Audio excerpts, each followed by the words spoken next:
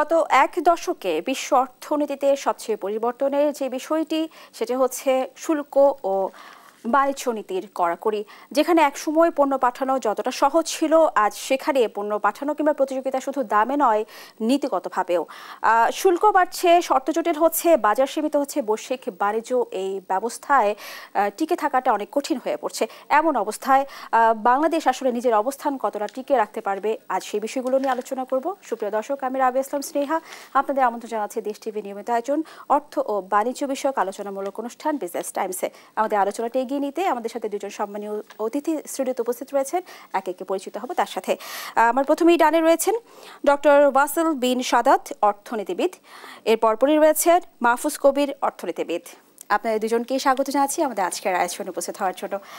আমি প্রথমেই ডক্টর ওয়াসেল বিন সাদাত আপনার কাছে আসতে চাই। আমরা আসলে দেখতে পেয়েছি যে যদিও এখনো সুনির্দিষ্ট নয়, তারপর যেটি শোনা যাচ্ছে মার্কিন যুক্তরাষ্ট্র থেকে 35% শুল্ক আরোপ করা হচ্ছে। এটি নিয়ে আলোচনা চলছে, আলোচনা হয়েছে, এবং আগে যেটি 15% ছিল, যদি আমি আরএনজির ক্ষেত্রে বলি, এই শুল্ক নীতি আসলে আমাদের আগামী রপ্তানিতে কতটা প্রভাবিত করবে? ধন্যবাদ আপনাকে। অত্যন্ত গুরুত্বপূর্ণ একটি আলোচনা। অবশ্যই এটার একটা বড় ধরনের প্রভাব আমাদের আরএমজি সেক্টরের উপরে, নট অনলি আরএমজি, আমাদের আসলে ওভারঅল এক্সপোর্ট সেক্টরের উপরই একটা বড় ধরনের আঘাত আনবে। আমরা যেহেতু জানি যে আরএমজি সেক্টর আমাদের আসলে ম্যানুফ্যাকচারিং সেক্টরের প্রাণভূমরা, তো ওই জায়গাতে শুধু যে ইউএস এক্সপোর্টের ব্যাপারটা আসবে তা না, এটার ইমপ্লিকেশনস আমাদের ব্রডার জায়গা থেকেও দেখতে হবে। আমাদের দেশের এমপ্লয়মেন্ট থেকে শুরু করে গ্রোথ সব কিছুই কিন্তু বাধাগ্রস্ত হবে। সো এটা অত্যন্ত জরুরি একটা ব্যাপার।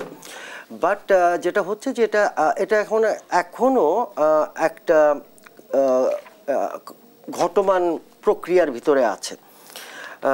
আমরা যেটাকে বলছি যে তৃতীয় রাউন্ড আমাদের আলোচনার, আমরা সেটার জন্য অপেক্ষা করছি।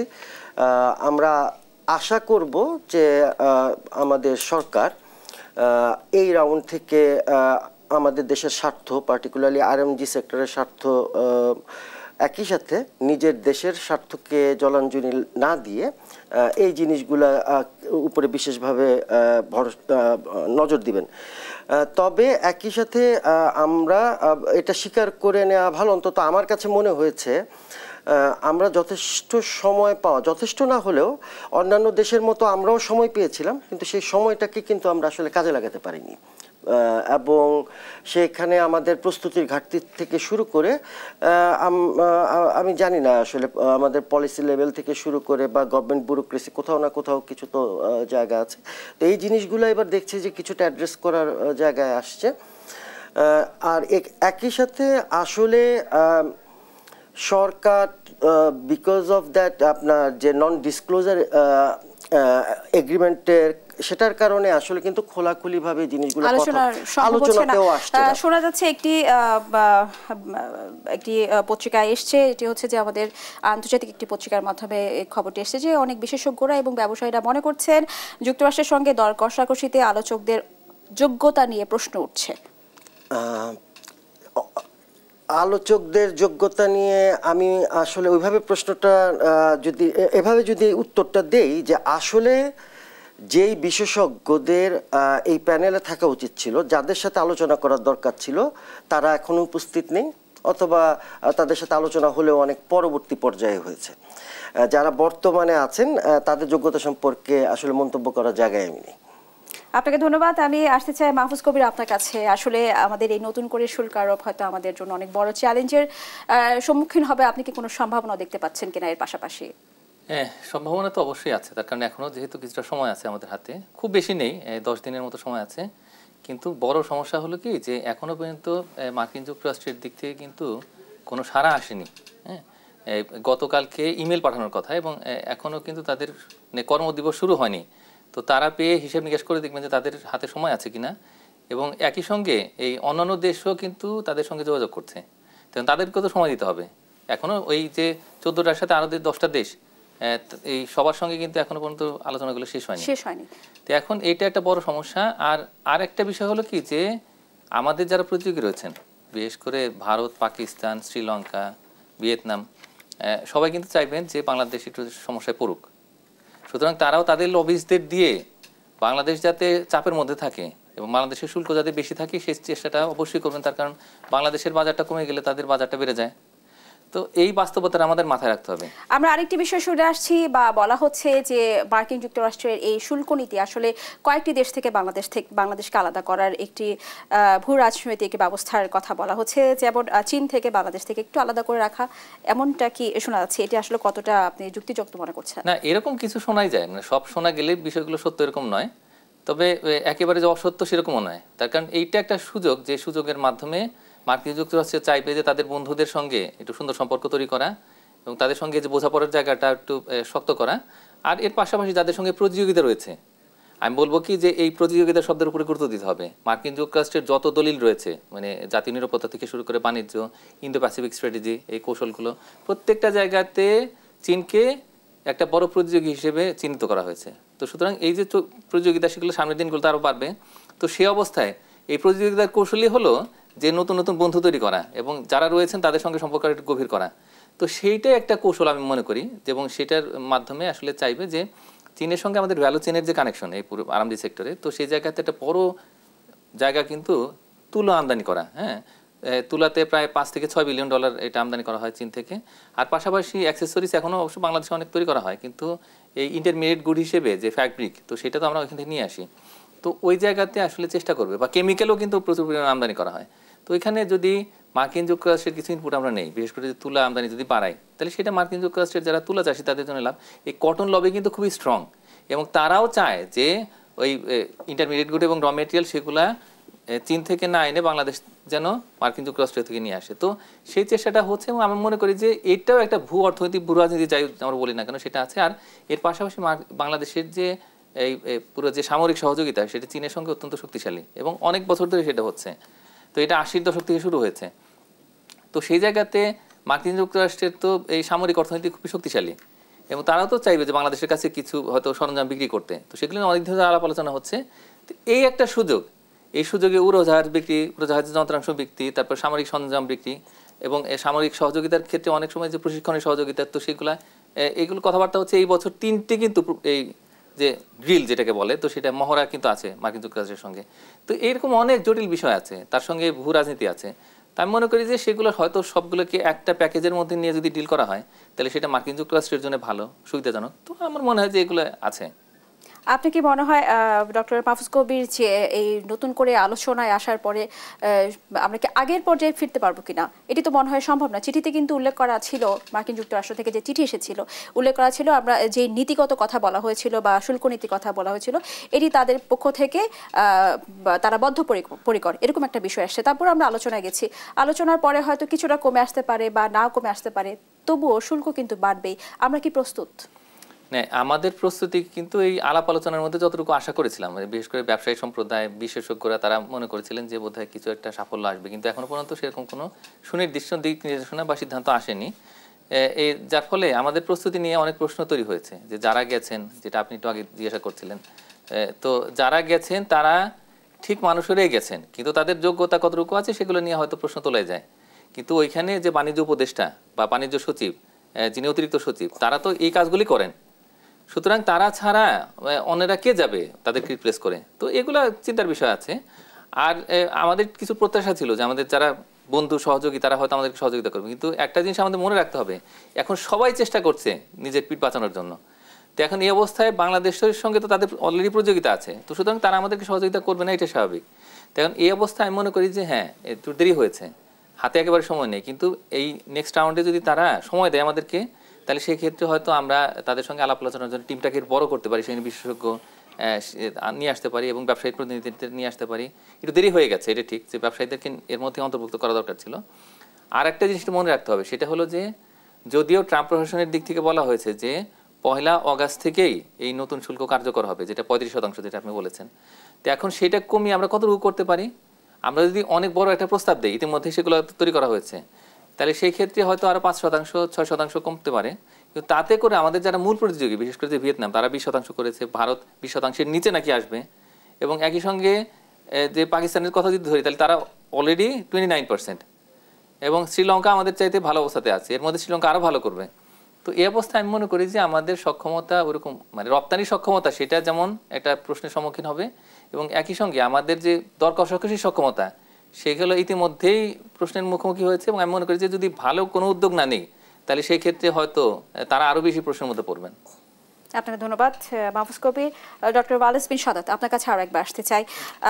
আপনার কি মনে হয় আমাদের কিন্তু যুক্তরাষ্ট্রে কিন্তু বাজারটি আমাদের জন্য অনেক বড় একটি অংশ, তো সেই ক্ষেত্রে এই বাজারটিকে আমাদের হারানোর কোনো সম্ভাবনা রয়েছে কিনা? দেখুন, সীমিত হবে কিনা আমাদের জন্য?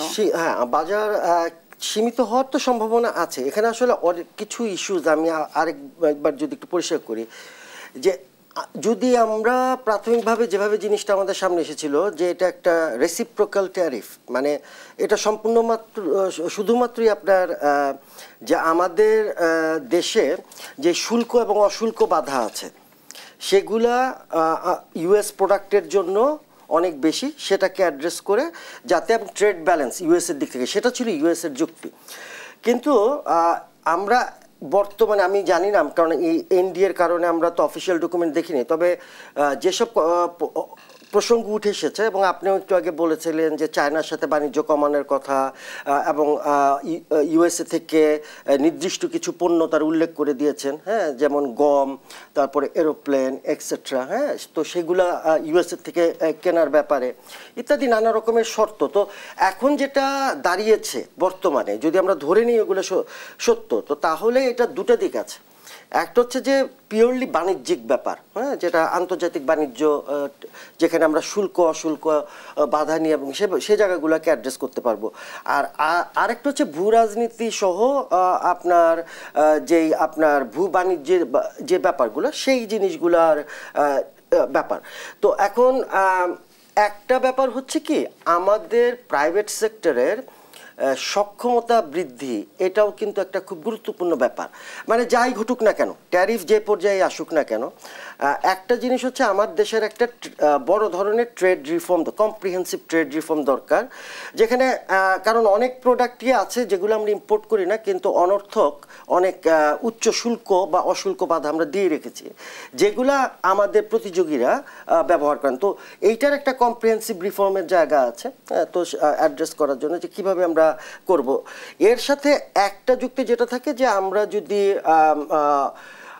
কাস্টম ডিউটি বা বর্তমানে যে আমাদের শুল্ক এবং অশুল্ক যেই আমরা মেজার্স নেই, তার মাধ্যমে যে ট্যাক্স কালেক্ট করি, সেই জায়গাতে একটা গিভেন আমাদের যে ট্যাক্স জিডিপি রেশিও অনেক কম, তো এইটাও একটা কিন্তু রেভিনিউ মোবিলাইজেশনের জায়গা থেকে একটা counter argument. But having said that, আমাদের এই tax administration, that's another big issue, যেটা নিয়ে বড় ধরনের আলোচনা দরকার। কারণ এই ট্যাক্সের কারণে আমাদের যেমন যেটাকে বলা হয় যে আপনার ডিডাক্টিং অ্যাট সোর্স, এবং আমাদের যে নন ট্রান্সপারেন্ট এবং আপনার জটিল ট্যাক্স সিস্টেম, তার কারণে কিন্তু আমাদের দেশের প্রাইভেট সেক্টর এবং ইন্ডাস্ট্রিগুলা বড় ধরনের প্রতিযোগিতা সক্ষমতা হারাচ্ছেন।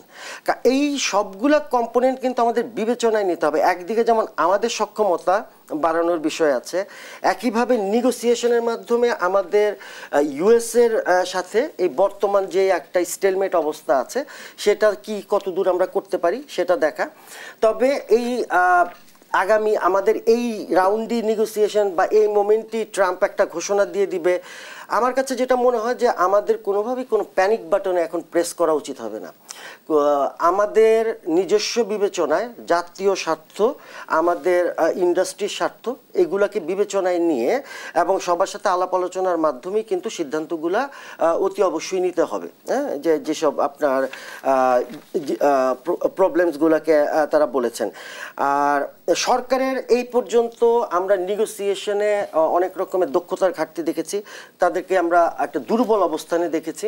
তো এই জায়গাতে আসলে সবল হতে হবে, আমাদের ভয় পাওয়ার কিছু নেই। কারণ আন্তর্জাতিক বাণিজ্য ব্যাপারটি এরকম, আপনি মার্কিন বাজারের কথা বলছেন, যে অবশ্যই এটা অত্যন্ত গুরুত্বপূর্ণ আরএমজির জন্য, কিন্তু অল্টারনেটিভ যে আপনি যদি শুধুমাত্র এই $8 বিলিয়ন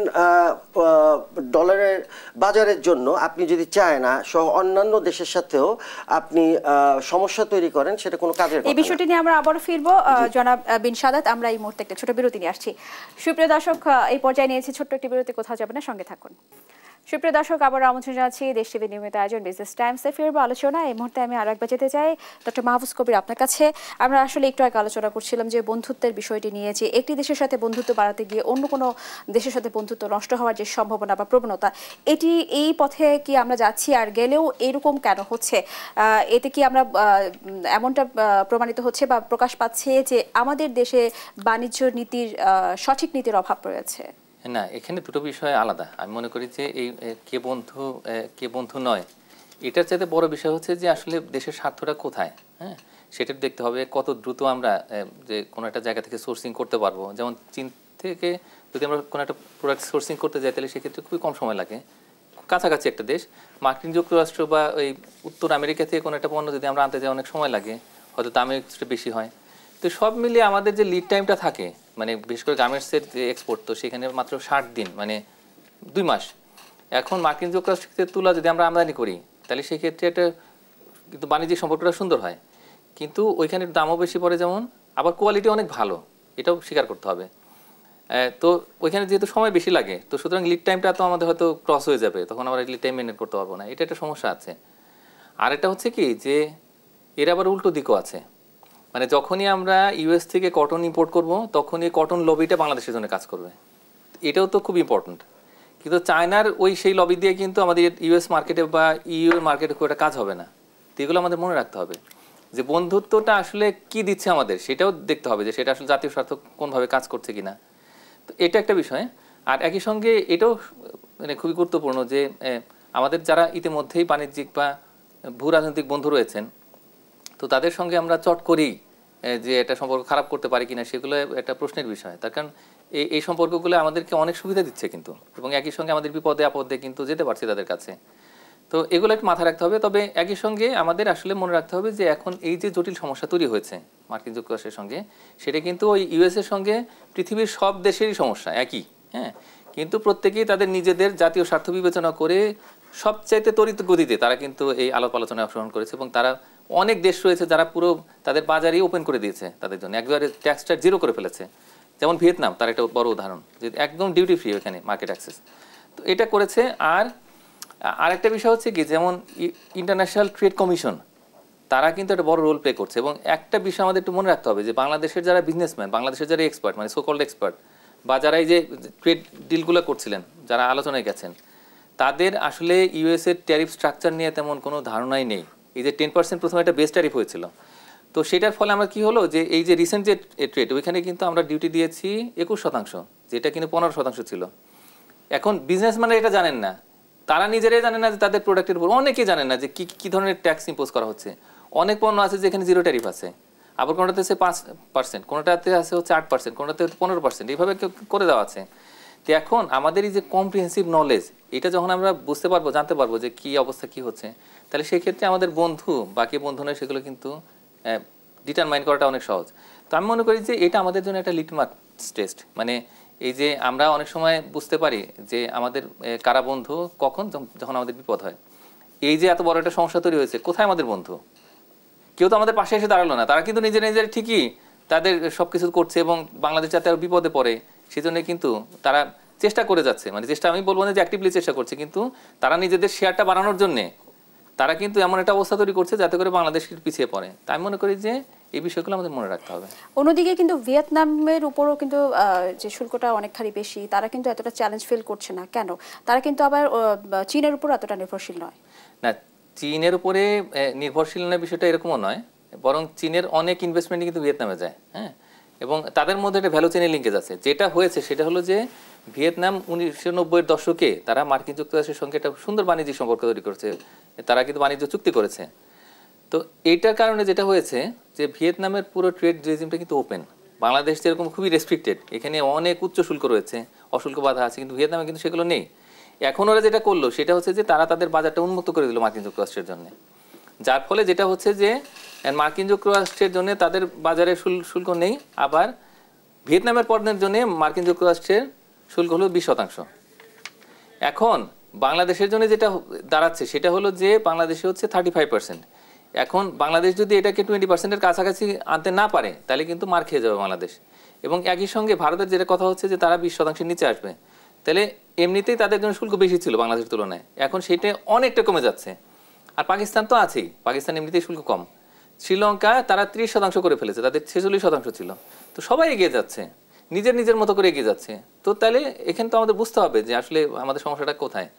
এখন এই জায়গাতে আমি মনে করি যে আমরা বুঝতে পারছি যে আমাদের বাস্তবতাটা হচ্ছে এই, আমাদের গ্যাপ আছে, আমাদের স্কিলের ক্ষেত্রে এক্সপিরিয়েন্সে গ্যাপ আছে। আমরা কোনোদিন কোনো এরকম ট্রেড নেগোসিয়েশন করিনি, তার কারণ আমাদের কোনো এফটিএ নেই কারোর সাথে।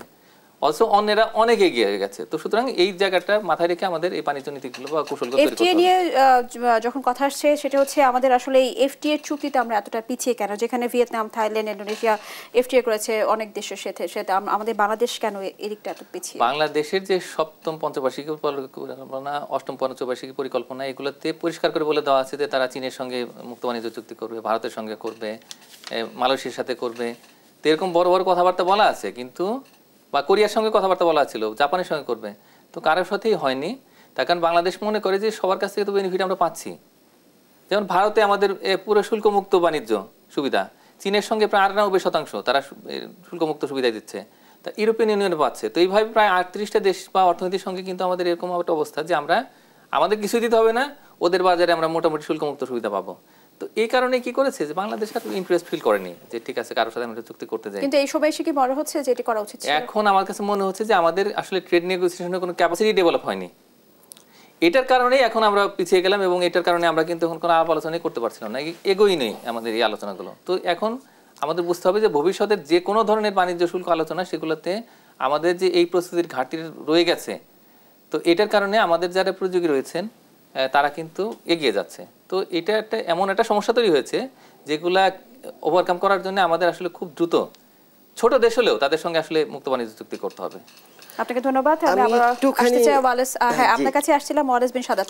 আপনি কি ওয়াসেল বিন সাদাত, দুঃখিত, আপনি কি বলতে চাচ্ছিলেন? আপনি বলুন, পরের প্রশ্ন করছি। জি না, আমি একটুখানি দ্বিমত পোষণ করব মাহফুজ ভাই, শ্রদ্ধা মাহফুজ ভাই শেষ অংশের সাথে, যে আমরা আসলে কোনোই সক্ষমতা অর্জন করতে পারিনি, কথাটা বোধহয় পুরোপুরি সঠিক নয়। যখন আমরা ডাব্লিউটিওর যেই সময়টা ছিল, নেগোসিয়েশনের সময়টা, আমাদের দেশে মোটামুটি কিন্তু পাবলিক এবং প্রাইভেট সেক্টরে কিছু হলেও আমরা ক্যাপাসিটি ডেভেলপ করেছিলাম। এবং ডাব্লিউটিও থেকে আমরা কিন্তু, এবং আমাদের যেহেতু এলডিসি, তখন মনে রাখতে হবে যে এলডিসি স্ট্যাটাস, যেটা মাহফুজ ভাই বললেন যে আমরা অনেক দেশের থেকে এখন সুবিধা পাচ্ছি, কিন্তু এটাও মাথায় রাখতে হবে সামনে কিন্তু আমরা সেই সুবিধাটা পাবো না। আমাদের 2026-এ কিন্তু সেই এলডিসি আমাদের শেষ হয়ে যাচ্ছে, তাহলে সেই ক্ষেত্রে এলডিসি সুবিধা হারানোর পর নতুন শুল্ক চ্যালেঞ্জ মোকাবেলায় বাংলাদেশ কতটা প্রস্তুত? তো আমাদের অভিজ্ঞতার জায়গা থেকে আমরা ধরেন রিজিওনাল ট্রেড এগ্রিমেন্টস যেগুলো কিছু করেছিলাম, হ্যাঁ, যেমন সাফটার থেকে সাফটা, এন্ড দেন আমরা বিমস্টেক নিয়েও চেষ্টা করেছি, কিন্তু আমাদের আসলে সফলতার জায়গাটা তেমন না, ওই জিনিসগুলোকে আমরা বাড়াতে পারিনি। তো এখন যেটা একটা তো হচ্ছে রিজিওনাল বিভিন্ন আপনার এফটিএতে আমরা দেখতে পারি, আর আরেকটা হচ্ছে আপনার বাইলেটারাল যেই জায়গাগুলো, সেটাকে আমাদের দেখতে হবে। প্রত্যেকের সাথে আমাদেরকে একটা আনুষ্ঠানিক চুক্তির জায়গায় যেতে হবে, যেখানে আমাদের এই জিনিসগুলোকে সুনির্দিষ্ট করা হবে। আর আরেকটা জিনিস হচ্ছে যে আমরা ইউএস এর জায়গায়, মানে ইউএস এর সাথে এখনকার নেগোসিয়েশন, একটা জিনিস যেটা মনে রাখা উচিত, যে আমরা ইউএসএ কে যে সুবিধাটা দিব শুল্ক এবং অশুল্ক, সেটাকে আমরা ডাব্লিউটিও কম্প্যাটিবল করিয়ে দেওয়াটা উচিত হবে। মানে হবে যে ওইটাই আমাদের এমএফএন ট্যারিফ, এবং that will be applicable for all countries. So পরবর্তীতে অন্য কোনো দেশ এসে সেই কথাটা আমাদের বলতে পারবে না। তবে তাদের সাথে যদি আমাদের এফটি এর জায়গা হয়, তখন আমরা প্রেফারেন্সিয়াল অ্যাক্সেসের জায়গাটা নিয়ে কথা বলতে পারবো। তবে এই মোমেন্টে আমরা ইউএসএ কে যদি কিছু দেই, তাহলে আমার সেজন্যই বলেছিলাম যে কম্প্রিহেন্সিভ ট্রেড রিফর্ম, আমরা এইচএস কোড ধরে ধরে আমাদের কোন জায়গাতে ধরেন কাস্টম ডিউটি কমাতে হবে, কোনো জায়গাতে অশুল্ক বাধা আছে, সেগুলোকে দূর করে আমাদের গবেষণা এবং তথ্য উপাত্ত সম্মিলিত একটা সিদ্ধান্তের জায়গায় যেতে হবে।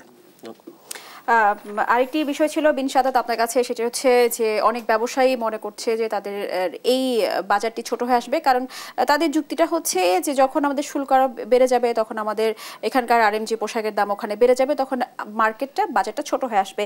এটি একটি চ্যালেঞ্জের বিষয়, এটা আমরা সবাই একটু আগে আলোচনা করেছিলাম। বিজিএমইএ বলছেন 1200+ কারখানা যুক্তরাষ্ট্র সরবরাহ করে, যার ফলে 1.2 থেকে 1.5% ইয়ার্ন মার্জিনের ক্ষেত্রে 20% উপরে শুল্ক আসলে লোহিত শোকে পরিণত হতে পারে। এই বিষয়টি আপনি কেমন ভাবে দেখছেন? ধন্যবাদ।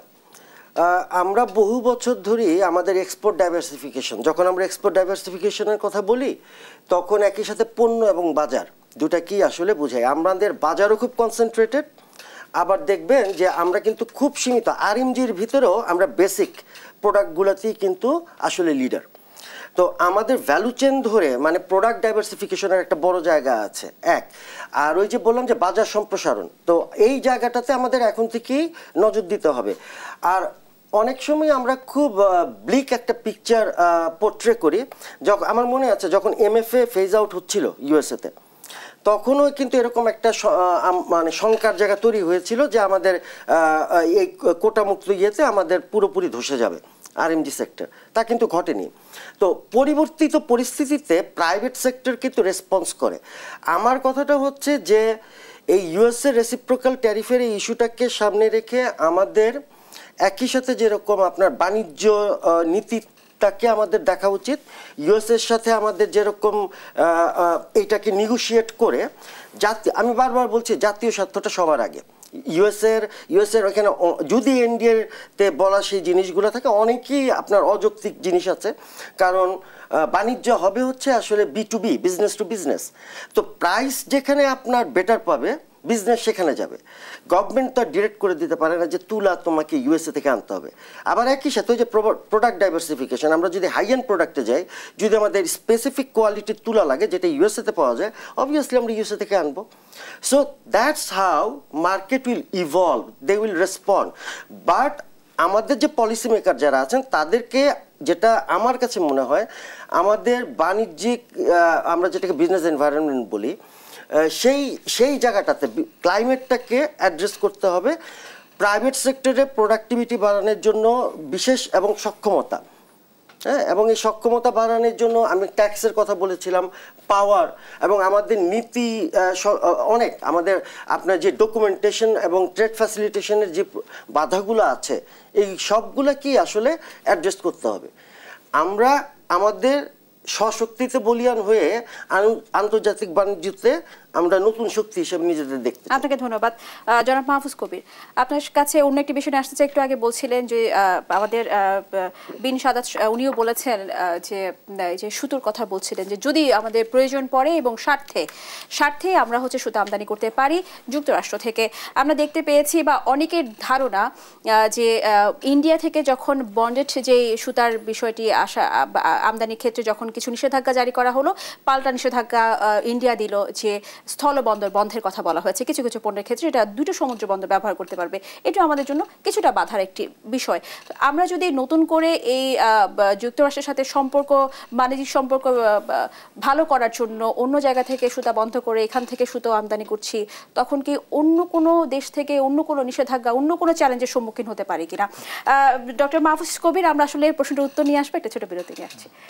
সুপ্রিয় দর্শক, এই পর্যায়ে নিয়েছে আরও একটি বিরতি, কোথাও যাবে না, সঙ্গে থাকুন।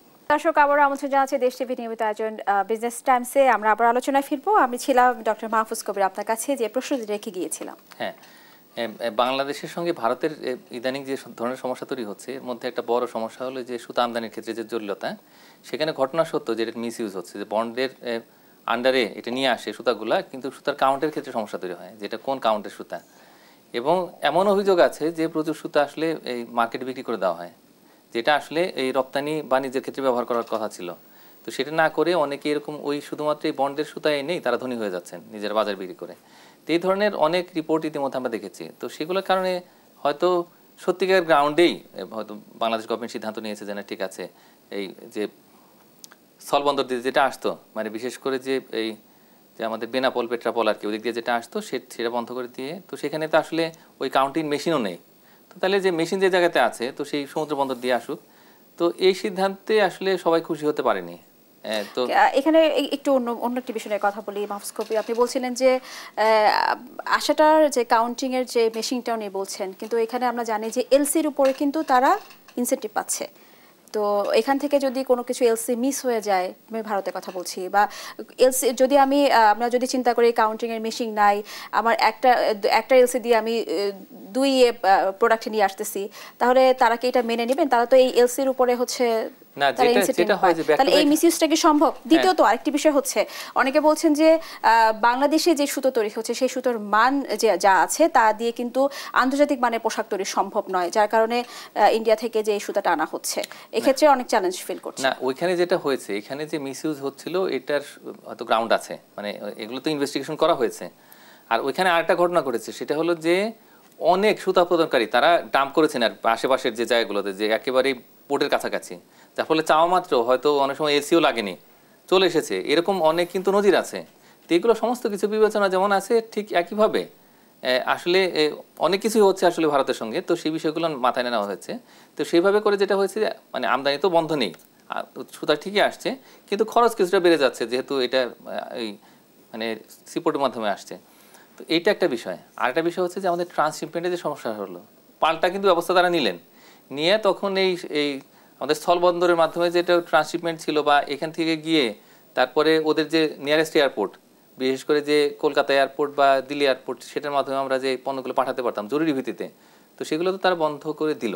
হ্যাঁ, এটা একটা বিষয়। আরও নতুন কিছু প্রোডাক্ট এসছে, যে প্রোডাক্টগুলো আসলে এখন সবই তো যেতে হবে আসলে সেই মুম্বাইতে, এই নবসেবা যে পোর্ট আছে, তো সেটার মাধ্যমে।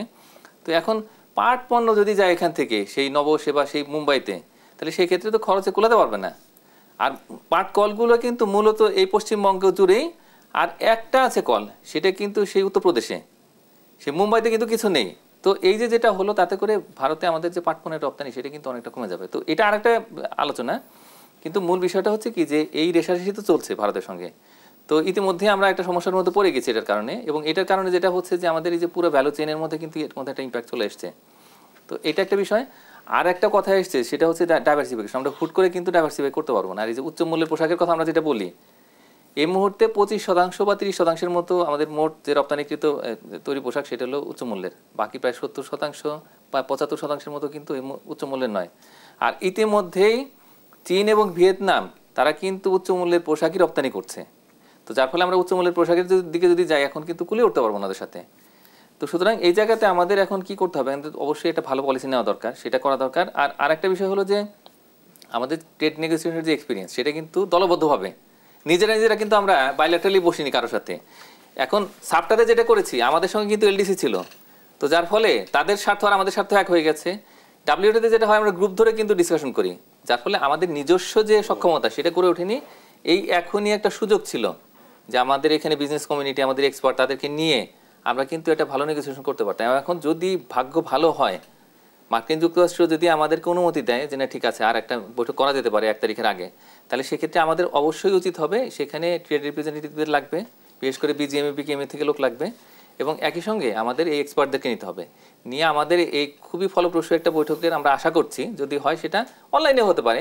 তো সেটা হলে খুবই ভালো, এবং আমি মনে করি যে 1 তারিখের আগে এটা ভালো সিদ্ধান্তে আসা সম্ভব। এবং সেটা যদি কোনো ট্রেড এগ্রিমেন্ট নাও হয়, তারপরেও যদি আমরা তাদের জন্য কিছুটা ওপেন করে দিতে পারি বাংলাদেশের মার্কেট, তাহলে সেক্ষেত্রে অবশ্যই সেটা ভালো ফল নিয়ে আসবে। এটি তো হচ্ছে যে আলোচনার প্রেক্ষিতে বোঝা যাবে, কিন্তু তারপরে যে পুরোপুরি আগের পর্যায়ে চলে আসবে তা তো বলা যাচ্ছে না। আগের পর্যায়ে কারো জন্যই আসবে না। তারপরে তো আমাদের বিকল্প পথ দেখা উচিত। বিকল্পটা এই মুহূর্তে আমাদের খুব বেশি নেই, তার কারণ মার্কেট মোটামুটি স্যাচুরেটেড।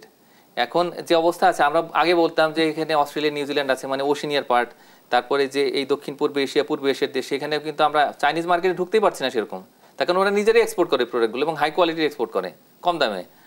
আবার এই দিক দিয়ে যদি আমরা মধ্যপ্রাচ্যের কথা ধরি, অনেক বেড়ে গেছে বাংলাদেশের পোশাক রপ্তানি, আর সামনের দিনগুলোতে আরো হয়তো বাড়বে, কিন্তু কতটাই বা বাড়বে, মার্কিন যুক্তরাষ্ট্রের মতো তো আর হবে না।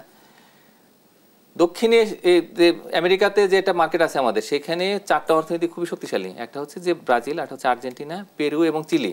পেরু এবং চিলি তারা কিন্তু ওইসিডিতে ঢুকে গেছে, তো ওইখানে আমাদের কিছুটা এক্সপ্লোর করতে হবে। উরুগুয়ে একটা ভালো বাজার আছে, তো সেখানে যদি আমরা কিছুটা বানাতে পারি, তাহলে সেক্ষেত্রে আমি মনে করি যে সুযোগ আছে। আমাদের মেক্সিকো আছে, তো সেই বাজারগুলো একটু এক্সপ্লোর করতে হবে, কিন্তু এটার জন্য সময় লাগবে। এখন যে আতঙ্কের মধ্যে আছেন আমাদের ব্যবসায়ী সম্প্রদায়, এখন মূল জায়গা যেটা, সেটা হচ্ছে যে মার্কিন যুক্তরাষ্ট্রের সাথে একটা জায়গাতে চলে যাওয়া, যাতে করে আমাদের যারা প্রযোজী রয়েছেন তাদের কাছাকাছিও যদি আমাদের ডিউটি থাকে তাহলে সেক্ষেত্রে আমরা কোনো না কোনোভাবে হয়তো এটা ম্যানেজ করতে পারবো।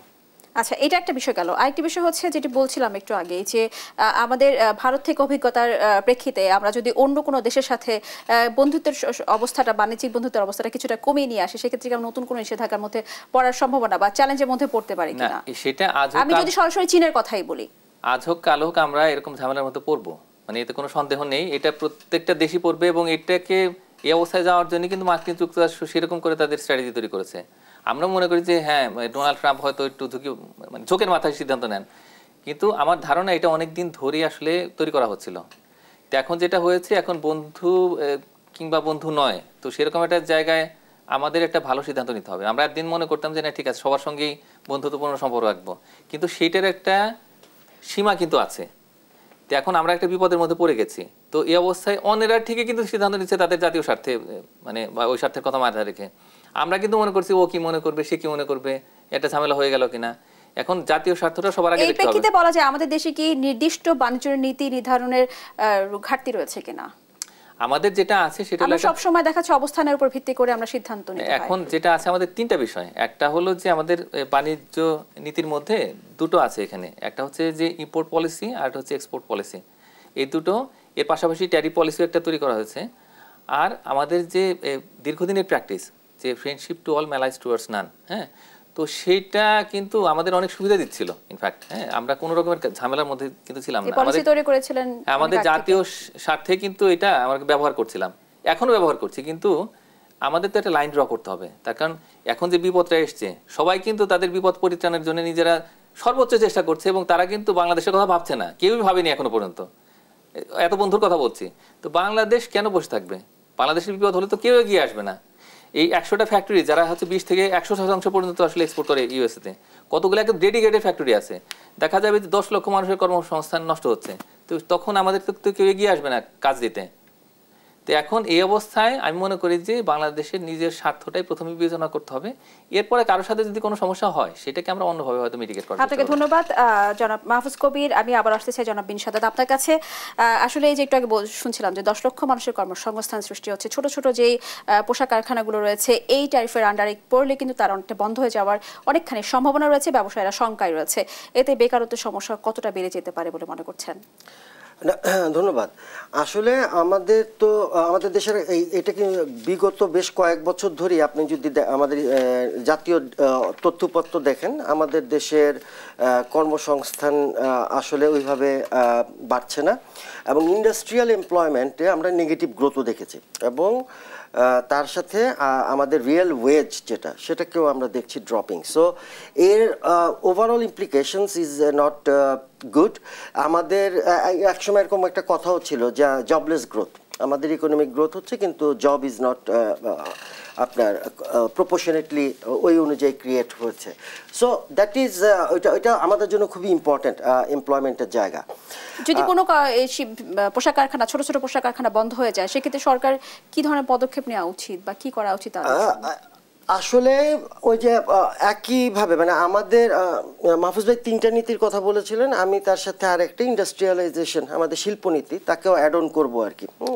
তো করার পরে, কারণ আমাদের যেগুলো এখন বুমিং সেক্টর, আমাদের এসএমইসগুলোর উপরে ফোকাস করতে হবে আদার দেন আরএমজি। কারণ আরএমজি ছাড়াও আমাদের কিন্তু অন্য অনেক জায়গাতেই আমার কাছে মনে হয় কম্পারেটিভ অ্যাডভান্টেজ আছে, তবে সেটাকে আমাদের পলিসি সাপোর্ট দিয়ে এবং সেগুলোকে, যেমন লাইট ইঞ্জিনিয়ারিং ইজ এরকম একটা সেক্টর, ফার্মাসিউটিক্যালস, তো এই জিনিসগুলো মানে এইসব আমাদের এখন এক্সপোর্ট বাস্কেটে নিচের দিকে আছে, সেই প্রোডাক্টগুলোকে আমাদের সামনে এগিয়ে নিয়ে আসতে হবে।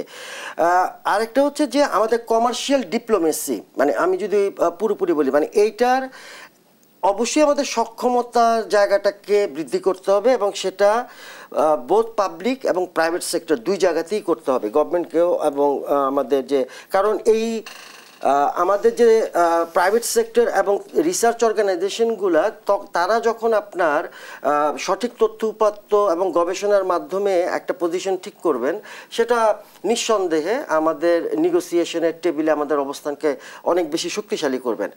ইউএসের বই আমি বলবো যে এটা একটা মোড়লগিরি, হ্যাঁ, তারা যেটা করতে চাচ্ছেন, ট্রাম্প সরকার যেভাবে করতে চাচ্ছেন, এবং আমি এটাকে এখন একটা ইভলভিং ইস্যু হিসাবে দেখতে চাই।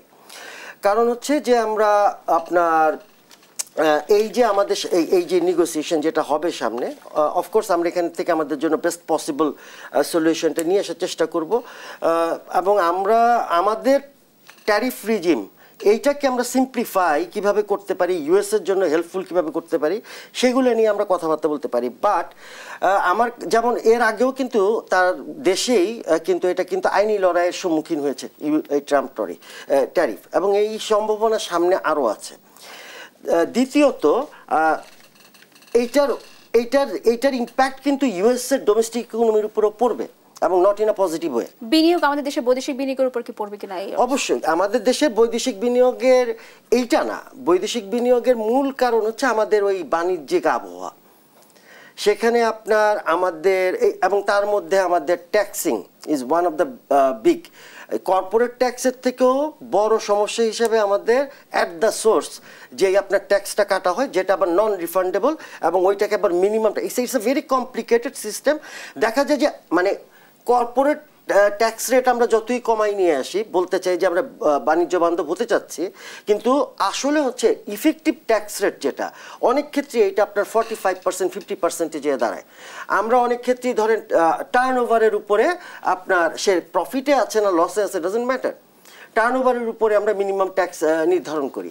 তো এই অবস্থায় এক্সিস্টিং যারা আছেন তারাও নতুন বিনিয়োগ আনছেন না, নতুন আপনার যেটা ডোমেস্টিক ইনভেস্টর তারাও ইনভেস্টমেন্টে আসবেন না, আর এফডিআই এর কথা তো বলাই বাহুল্য।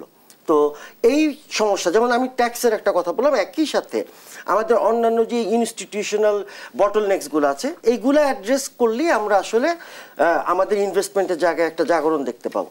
আপনাকে অসংখ্য ধন্যবাদ ডক্টর ওয়াসেল বিন সাদাত, ধন্যবাদ জানাচ্ছি ডক্টর মাহফুজ কবির, আপনাকে দুজনকে ধন্যবাদ জানাই। আমাদের আজকের আয়োজন এখানে শেষ করব। সুপ্রিয় দর্শক, আমাদের আজকের আলোচনা এই পর্যন্তই ছিল। দেখা হবে পরবর্তী পর্বে, থাকবো নতুন কোনো বিষয় এবং আলোচনা নিয়ে। সে পর্যন্ত ভালো থাকুন, সুস্থ থাকুন। ধন্যবাদ সবাইকে।